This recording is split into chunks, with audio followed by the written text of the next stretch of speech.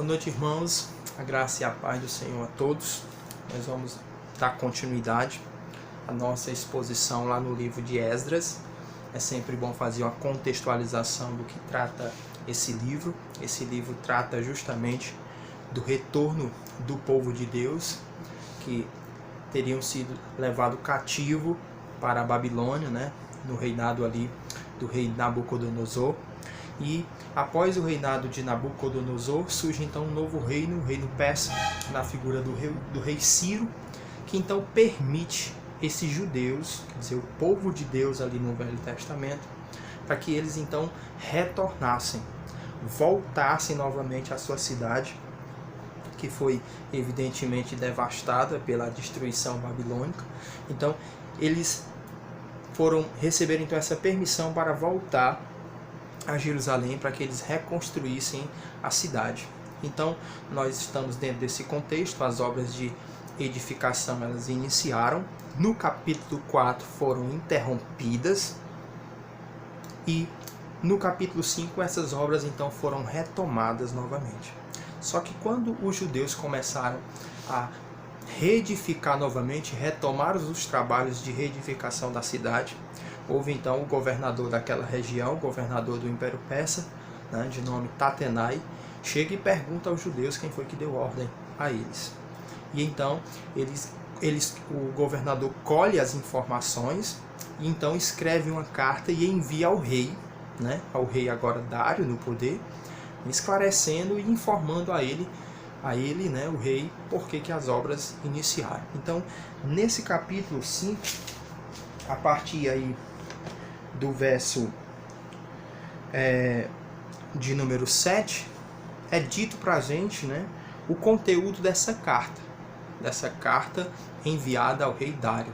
E nós, na quarta passada, expomos aí do verso 6 ou 7 até mais ou menos o 13, onde nós destacamos a consciência do povo de Deus. Ou seja, nessa carta enviada por esse governador persa ao rei Dário, nós expomos a consciência do povo de Deus, porque eles perguntaram ao povo de Deus por que eles iniciaram o trabalho, e o povo então demonstra uma consciência, que foi isso que nós vimos na quarta passada.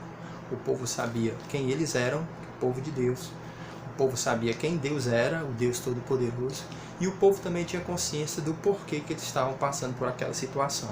No caso, eles teriam desobedecido a Deus. Então isso mostra uma consciência do povo de Deus. Na nossa exposição de hoje, nós vamos finalizar o capítulo 5 com a segunda parte do conteúdo dessa carta. Que nós queremos destacar aqui, a resposta do povo de Deus foi uma resposta certa e sábia. Então nós vamos ler Esdras, capítulo 5, verso de número 13 ao verso de número 17. Diz assim a palavra do Senhor. No primeiro ano de Ciro, rei da Babilônia, porém, o rei Ciro deu ordem para que esta casa de Deus fosse reedificada. Verso 14. Ele até removeu do templo de Babilônia os utensílios de ouro e de prata para a casa de Deus, que Nabucodonosor tinha tomado do templo que estava em Jerusalém e levado ao templo da Babilônia. Então o rei Ciro os deu a um homem cujo nome era Sesbazar, a quem havia nomeado governador. E lhe disse: toma estes utensílios, vai, leva-os ao templo que está em Jerusalém e reedifica a casa de Deus no seu lugar. Assim veio Sesbazar e lançou os fundamentos da casa de Deus que está em Jerusalém. Daí para cá se está edificando e ainda não está acabada. Verso 17. Agora, se parece bem ao rei, busque nos arquivos reais em Babilônia se é verdade haver uma ordem do rei Ciro para edificar esta casa de Deus em Jerusalém. Então, sobre isso nos faça o rei saber a sua vontade. Então, aqui trata da segunda parte, quer dizer, a parte final da carta enviada pelo governador ao rei Dário. E aqui está a resposta dos judeus. Por que nós podemos destacar que aqui é uma resposta sábia, uma resposta dada de forma correta? Primeiro, que os judeus eles trataram com educação e trataram com mansidão aquela situação. Porque imagine aí a situação, né? Chega o governador daquela região de Judá, né? O governador persa, então pergunta aqueles judeus por que eles estão continuando a obra que uma vez foi dada a ordem para que eles parassem. Por que eles voltaram aos trabalhos? Então eles poderiam dar uma resposta assim dura. Eles poderiam, né, ter respondido de uma forma até com ira. Mas eles não, eles falaram assim de forma, né, bem cautelosa, eles falaram de forma branda, de forma, né, pacífica. Né? Ele explicou ao comandante ali daquela região, né, Tatenai, por que eles voltaram à obra. E isso me chama a atenção, e isso o texto nos mostra. Justamente essa resposta foi uma resposta, né, sábia, né? Uma resposta sábia. E isso evidentemente implica para a gente uma verdade, né? Que os cristãos, os filhos de Deus, eles são chamados para evidentemente tratar as coisas de forma, né, pacífica. De forma pacífica. No caso aqui, foi essa a postura desses homens. E aí nos lembra, né, o texto que está lá em Colossenses, eu separei aqui para a gente ler, no capítulo 4, há um texto interessante, o apóstolo Paulo está falando justamente sobre isso, sobre nossa postura diante das pessoas que não são cristãos, no sentido de nós para com aqueles que estão lá fora, né? Então diz assim, Colossenses, capítulo de número 4, verso 5 e 6. Andai em sabedoria para com os que estão de fora, aproveitando bem cada oportunidade. A vossa palavra seja sempre agradável, temperada com sal, para que saibais como deveis responder a cada um. Por isso a resposta, né, que eles deram de uma forma tão sábia. Então, se você ver a resposta, está aí a partir do verso de número 11. Então, olha a resposta, né? Lembrando de onde foi que nasceu essa resposta. Essa resposta nasceu aí do verso 11, né? Da pergunta. Porque chega esse governador e pergunta, o verso 9. Perguntamos anciãos assim e nos dissemos, quem vos deu ordem para edificar esta casa e restaurar esses muros? O verso 1 diz, essa é a resposta que nos deram. Então eles vão falando de uma forma bem branda, nós somos servos do filhos de Deus, né? Os nossos pais construíram isso, mas nós provocamos a ira de Deus. Então perceba que é uma resposta bem sábia. Talvez, evidentemente, foi isso que levou com que o governador de imediato não suspendesse esse trabalho. Ele enviou a carta e ficou esperando resposta, mas ele tinha autoridade, se assim desejasse, parar aquela obra. Diz assim, não, pois façam o seguinte, parem, não edifiquem até o rei, né, em me enviar uma resposta sobre isso. Mas não, eu acho que aqui teve uma sabedoria muito grande. A palavra desses homens foi justamente temperada com sal, com sabedoria. Então eles tiveram ali uma postura de uma postura realmente de pessoas de Deus diante das autoridades, porque assim também nós somos chamados, né, para respeitar as autoridades. Quem era a autoridade nesse momento? Justamente esse governador. Tatenai é uma autoridade ali, é o governador da região de Judá, né? Porque lembre que Judá, a região de Judá, onde está Jerusalém, pertencia justamente ao Império Persa. Portanto, estava sob o domínio persa. A autoridade ali é justamente os governadores, né? Os sátrapas, eram justamente aqueles superintendentes que respondiam pela administração de uma determinada, né, de um determinado território ali do Império Persa. E aqui nos lembra novamente o que Pedro escreveu sobre as autoridades. 1 Pedro,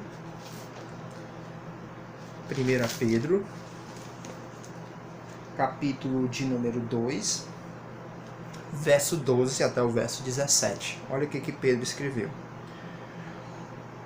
O vosso procedimento entre os gentios seja correto, para que naquilo que falam mal de vós, como de malfeitores, observando as vossas obras, glorifiquem a Deus no dia da visitação. Sujeitai-vos a toda autoridade humana por causa do Senhor, que é o Rei, que é o soberano, que é os governadores, como por ele enviados para castigo dos malfeitores e para louvor dos que fazem o bem. Pois a vontade de Deus que, Pois é a vontade de Deus que, pela prática do bem, façais emudecer a ignorância dos insensatos, como livres e não tendo liberdade, como culpados para a malícia, mas vivendo como servo de Deus. Honrai a todos. Então há, evidentemente, nas Escrituras, uma expressa ordem para que nós possamos nos comportar como se comportou esses judeus diante das autoridades, respondendo com mansidão, respondendo com sabedoria, a palavra dita, evidentemente, com sal. Quer dizer, porque há uma tendência no ser humano, mesmo muitas vezes estando certo, de querer crescer em uma determinada situação, de querer tratar mal as pessoas porque está na sua razão. Mas a mansidão, você consegue aferir, quer dizer, você consegue medir, justamente é quando você está certo. É quando você está certo na situação, é que você consegue medir a sua mansidão. E quando nós falamos de mansidão, evidentemente, nós lembramos que a mansidão é um fruto do Espírito. Um fruto do Espírito. Quer dizer, um fruto do novo homem. Porque a Bíblia, chama assim o cristão de uma nova criatura. O velho homem ficou para trás. Vocês se despiram do velho homem. Assim a Bíblia trata. Por isso que a mansidão é algo que é fruto do Espírito. A Bíblia diz, bem-aventurados os pacificadores.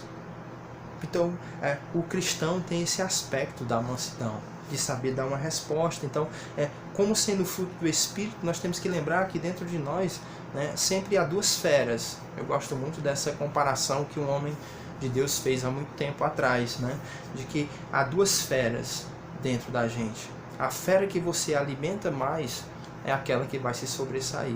Claro que ele está falando da nossa natureza espiritual, do nosso espírito e da nossa carne. A Bíblia fala sobre isso, os frutos do Espírito e os frutos da carne. Então, a mansidão é uma característica, evidentemente, dos filhos de Deus. Provérbios 15:1 diz: a palavra branda desvia o furor, mas a palavra dura desperta a ira. Então, uma resposta mal dada, uma palavra mal colocada, ela pode suscitar a ira. Mas a resposta branda, ela desvia a ira. Por isso que nós podemos considerar que a resposta do povo de Deus, nesse momento tão crítico, foi uma resposta muito sábia. Não só sábia, mas foi uma resposta verdadeira. Isso é importante. Por isso que o povo não tinha o que temer, porque eles falaram justamente a verdade. Você pode encarar esse conjunto de texto que nós lemos como uma resposta verdadeira. Porque chega o governador e pergunta a esses judeus o que está acontecendo. Eles então relatam justamente a verdade. Eles falam, olha, o rei Nabucodonosor veio e dominou todos nós, porque nós pecamos contra Deus. Ele destruiu a nossa cidade, levou os utensílios do templo, mas em determinado momento o rei Ciro editou um edito e permitiu com que a gente voltasse para cá, e por isso que nós estamos edificando, ou nós voltamos a edificar essa cidade. E interessante porque é justamente isso que o governador Tatenai solicita ao rei. Olha aí o verso 17, ele diz assim, agora, se parece bem ao rei, busque nos arquivos aí da Babilônia. Quer dizer, confira aí nos arquivos, nos documentos, para ver se esses judeus estão falando a verdade. Se realmente houve um edito do rei Ciro, permitindo com que eles retornassem para cá e edificassem a casa que até então estava em ruína. Então, é interessante isso, porque essa verificação, ela ocorreu, e isso vai provar que os judeus estavam corretos. Quer dizer, que eles não se furtaram à verdade e que eles falaram justamente a verdade. E assim nós, como cristãos, temos o compromisso de buscarmos a verdade, de falarmos a verdade. A nossa vida, ela deve ser como ao meio-dia, clara diante dos homens. O que fazemos, o que falamos, o que trabalhamos, enfim, tudo deve estar claro diante dos homens, ou seja, porque nós não temos nada que esconder, nós não temos nada o que omitir às pessoas. A nossa vida é clara diante da lei, diante dos homens e principalmente diante de Deus. Todo cristão foi chamado para ter uma vida transparente aos olhos dos homens. E quando eu estou me referindo a isso, não estou dizendo porque você vá, enfim, revelar tudo no sentido, né, de intimidades, de algo que é sigiloso, etc e tal. Não estou dizendo isso, né? Mas estou dizendo que há uma vida transparente diante dos homens. Por quê? Porque quem não deve, não teme. Quem tem uma vida correta não tem que estar escondendo nada. Quem tem uma vida correta diante dos homens, diante da lei, diante da igreja, diante de Deus, faz o que a Bíblia diz lá em João 3. Vamos ver o que diz João 3. João 3, verso 21. Diz assim, João 3, 21. Quem, no entanto, vive de acordo com a verdade, quer dizer, vive o Evangelho, vem para a luz, a fim de que seja claramente as suas obras, a fim de que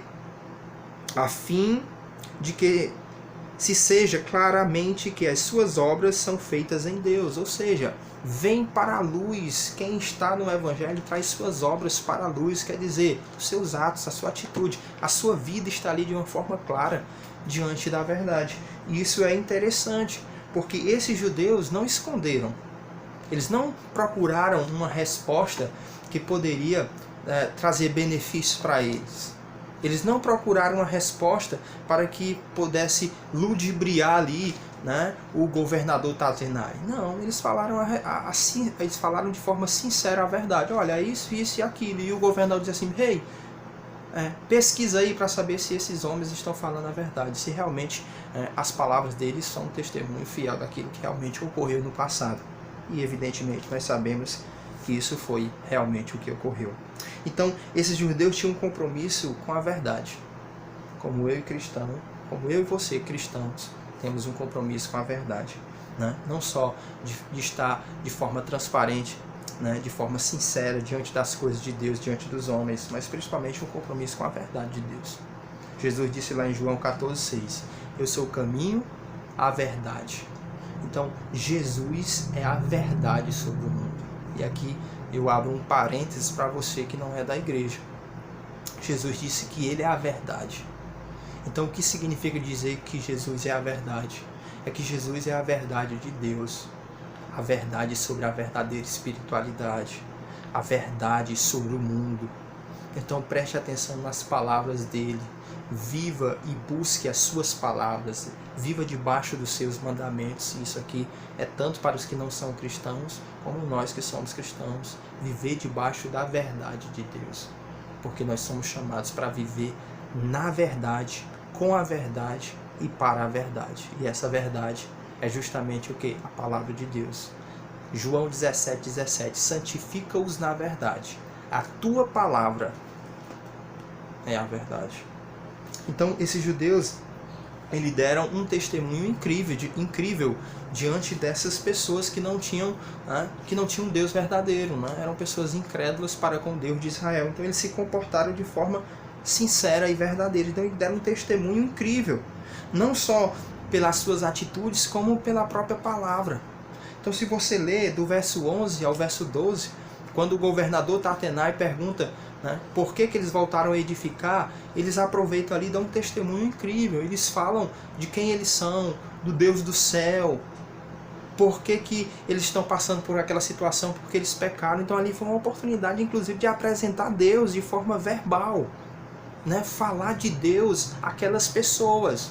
E assim também nós, como cristãos, temos, né, grandes oportunidades de falar do Evangelho àquelas pessoas. Porque não esqueça, né, na velha aliança, embora o povo de Deus seja Israel, a sua propriedade exclusiva e peculiar, mas Deus não deixa de aceitar outro povo que não seja judeu, desde que esse então, né, deseje, né, ter o Deus verdadeiro como o seu Deus. Então lembre de Ruth, né? Ruth é uma moabita, né? O povo moabita não é o povo judeu, quer dizer, é um povo estranho à promessa.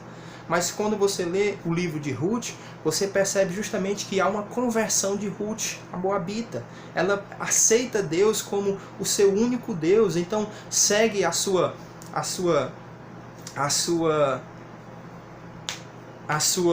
amiga Noemi, né, que não é amiga, ela é A sua sogra, né? A sua sogra Noemi, ela segue ela, então, e ela diz assim, na expressão de Ruth, o seu Deus agora será o meu Deus. Então Deus aceita aqueles povos que não são da linhagem sanguínea de Israel. Assim fez com Ruth, e assim também poderia fazer com um emissário ou um governador persa. Então eles aproveitam aquela oportunidade. E eu quero justamente finalizar com isso, né? Falar que esse momento de crise, como era o momento que eles estavam vivendo, né? Um momento de reedificação, de reconstrução, de se reinventar, é um momento também que nós temos a oportunidade de falar do Deus de Israel, falar de Jesus às pessoas. Nesse momento que as pessoas precisam ser consoladas, pessoas passando por dificuldade, o mundo passando por dificuldade, nós passando por dificuldades. Então é um momento em que há uma grande oportunidade de nós falarmos do amor de Deus, de que Deus controla tudo e de pregarmos o Evangelho, né? Então o apóstolo Paulo fez isso. O apóstolo Paulo diz lá em 2 Timóteo 2,9, né? 2 Timóteo 2,9, o apóstolo Paulo diz: eu estou preso, mas a palavra de Deus não está presa. Então é importante a gente lembrar disso, que nós estamos em quarentena, nós estamos em isolamento social, nós estamos, né, simbolicamente presos, mas a palavra de Deus não está em quarentena, a palavra de Deus não está em isolamento social, a palavra de Deus não está presa, ela está livre, trazendo esperança e trazendo a glória de Deus e mostrando a glória de Deus ao povo. Que Deus possa nos abençoar grandemente. Quero orar rapidamente com você. Bendito Deus e Pai do nosso Senhor e Salvador Jesus Cristo, que a Tua palavra possa trazer fé, arrependimento e consolo ao nosso coração. Nós te agradecemos em nome de Jesus. Amém.